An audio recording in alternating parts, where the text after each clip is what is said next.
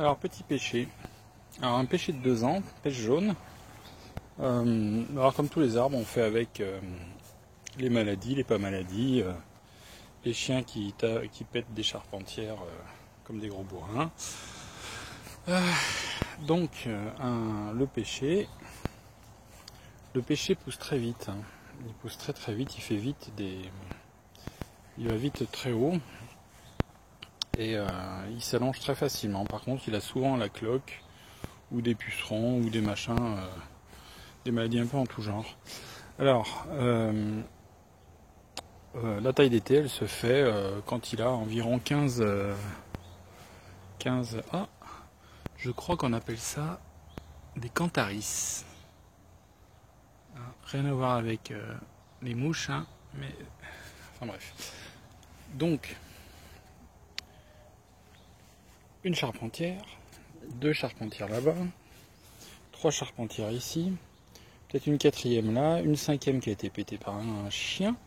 Voilà. Alors le prolongement des charpentières, on n'y touche pas. Il faut savoir aussi que l'idéal c'est que ce soit à 45 degrés. Le pêcher aime être à 45 degrés, hein, ni trop vertical. Ça pour une charpentière c'est trop vertical, ni trop horizontal, hein, ça c'est un peu horizontal. Voilà. Donc une fois qu'on a défini la charpentière, c'est la plus oblique, hein, celle-ci, on coupe tous les autres rameaux qui partent de la charpentière, on les coupe entre 7 et 10 feuilles. En fait, quand il a 12-15 feuilles environ, on le coupe d'un tiers. Voilà, s'il a 10 feuilles, on baisse à 7. S'il a 15 feuilles, on baisse à 10. Voilà. Donc, 1, 2, 3, 4, 5, 6, 7, 8, 9. Voilà, c'est pareil ici. Voilà. Hop. Alors, le fait de couper celui-là qui est un peu vertical, il prenait un peu le pas sur la charpentière. Donc déjà, le fait d'avoir été coupé, lui, la charpentière va mieux pousser. Hein. Elle va reprendre le dessus. Parce que le leadership commence à être pris par lui. Etc. On fait ça pour un peu tous. Alors, c'est pas le nombre de feuilles. Hein. Quand je dis le nombre de feuilles, c'est le nombre de nœuds qui est important. Voilà, parce que ça va faire grossir les nœuds. Alors pourquoi on laisse les 7 à 8, 7 à 10 hein, même. 7 à 10 parce que les pêches, c'est quand même plus gros que les abricots, hein, même si pour l'instant elles ne sont pas plus grosses que les abricots. Et donc, on ne peut pas y en avoir sur chaque nœud. Hein. Donc, même s'il y en a, après, il y a des boutons à fruits sur chaque nœud, on va en garder que 1 ou 2. Voilà. Donc, on garde jusqu'à 8. Jusqu'à 8 nœuds. Pour pas trop qu'il y ait de fruits. Allez, va-t'en. Laisse le chat tranquille, enfin. Alors. Coursonne suivante, alors bon, elle est pleine de cloques et de bidules. On va la couper à 8 environ. Attends, c'est par ici. On essaie de couper vers un niveau de feuille aussi qui soit un peu saine, que les dernières soient un peu saines, parce que là avant c'est vachement cloqué. Donc